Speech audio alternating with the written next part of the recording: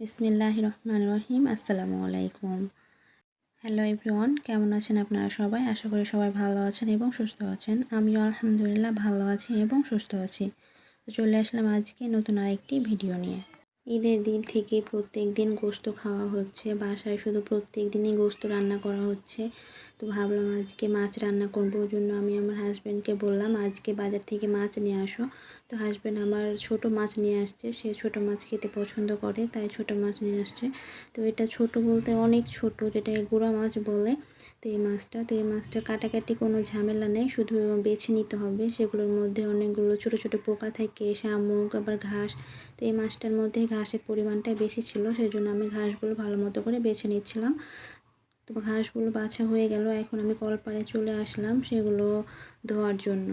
এখন আমি ছোট মাছগুলোকে ভালো মতো করে ধুয়ে নিব। তো এই তো আমি এখন ভালো মতো করে ধুয়ে নিচ্ছি। এখানে আমি একটা ছোট ছাকনা নিয়েছি, সেই ছাকনার মধ্যে মাছগুলো দিয়েছি, দিয়ে এইভাবে নাড়াচাড়া করছি। এইভাবে নাড়াচাড়া করলে সুন্দরভাবে পরিষ্কার হয়ে যায়। ওটার ভিতরে যতগুলো ময়লা আছে সবগুলো বের হয়ে যাবে। এটা হাত দিয়ে নাড়াচাড়া করতে গেলে মাছগুলো আবার গলে যাবে। এটা যেহেতু ছোট মাছ, অনেক ছোট, ওজন্য এরকমভাবে আমি ধুয়ে নিলাম। এখন আমার মাছগুলো ধোয়া শেষ। ধোয়ার পরে আমি কাঁকরোল ভাজি করে নিব। তো আজকে আমার রান্না থাকবে, দুপুরে রান্নায় করব কাঁকরোল ভাজি আর ছোট মাছ, এই দুটোই রান্না করব, আর কিছু রান্না করব না। আজকের মতো এই দুটোই হবে। তো এখন আমি কাঁকরোলগুলোকে ভালো মতো করে কেটে নিব। আমি কিন্তু এখানে কুচি ভাজিটা করব। কাঁকরোল হলো যে আমরা বেশিরভাগ কুচি ভাজি করি, কয়েকটা আলু দিয়ে, ছোট ছোট আলু দিয়ে কুচি কুচি করে যে ভাজিটা করা হয় সেটাই বেশ ভালো লাগে। তো এই তো আমি এখন রান্নাঘরে চলে এসেছি রান্না করার জন্য। একদিকে ভাত বসিয়ে দিয়েছি আর একদিকে ভাজি।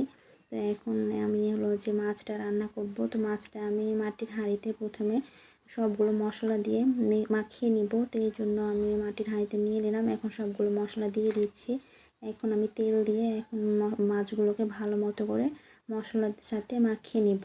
এই মাছটা মানে যত বেশি মাখানো ভালো হবে, তত মাছটার টেস্ট তত বেশি ভালো হয়। আমার আম্মু বলেছে যে মাছ মাংস মশলা দিয়ে যত বেশি ভালো করে মাখানো হবে, তত বেশি সেই রান্নাটার স্বাদ বেশি হয়। তো আমিও ভালো মতো করে অনেকক্ষণ ধরে নাড়াচাড়া করে ভালো করে মাখিয়ে নিয়েছি। এখন হালকা একটু পানি দিয়ে দিলাম, তারপরে আমি এখন চুলোয় বসিয়ে দিলাম। আর একদিকে কিন্তু ভাজি বসানো আছে। এই তো এখন আমি রান্না শেষ করে তারপরে আমি আপনাদের মাঝে চলে আসলাম। তো এই তো আমার রান্না হয়ে গেছে। তো আজকের ভিডিওটি ছিল এই পর্যন্ত। ভিডিওটি আপনাদের কাছে কেমন লেগেছে অবশ্যই কমেন্ট করে জানাবেন। সবাই সুস্থ থাকবেন, ভালো থাকবেন। আল্লাহ হাফিজ। আসসালামু আলাইকুম।